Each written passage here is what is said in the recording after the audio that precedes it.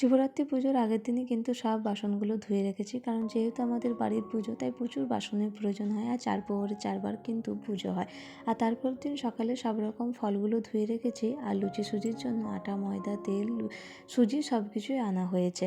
তো তারপর দেখো সকালে কিন্তু এগুলো একবার করে রেখেছি, আর ওদেরও বাবা ছেলের খাবার করে নিয়েছি। আর তারপর আবারও চান টান করে কিন্তু লুচি করতে বসে পড়েছি, কারণ এই কাকু আমাদের সাথে একটু হেল্প করে দেয়। যেহেতু মা পারে না সেজন্য প্রচুর লুচি হয়, কারণ সকালেও প্রসাদ দেওয়া হয় সবাইকে। তো সেই জন্য এই কাকু কিন্তু একটু লুচিগুলো করে দেয়, আমি বেলে দিই। তারপরে কিন্তু প্রসাদ মানে ভোগের তৈরি হয়ে গেছে। তো লুচি সুজি দেওয়া হয়েছে, ফলের দেওয়া হয়, আর চিঁড়ে গুড় দেওয়া হয়, আর মিষ্টির ভোগের দেওয়া হয়। তো দেখো সন্ধে হওয়ার আগে কিন্তু সব ভোগেরগুলো নামানো হয়েছে, শুধু মিষ্টিটা দেওয়া হয়নি। কিন্তু মিষ্টিটা সন্ধ্যের পর কিন্তু একবারে যায় রেডি হয়ে, তো সেখানে তখন দেওয়া হয়। আর যেহেতু লাস্টে পুজো হয় তো সেই জন্য সেটা পরে নিয়ে গেলেও হয়। তো তার মাঝে একবার কিন্তু পুজোও করে এসেছিলাম, কারণ যেহেতু এবছর পুজোটা দেরিতে লেগেছে তো লাগার পরে কিন্তু পুজো করেছি। আর তারপর চলে এসেছিলাম মন্দিরে। তো মন্দিরে তখন দেখো পুজো করতে বসে পড়েছে, আর সবাই কিন্তু এসেও গেছে।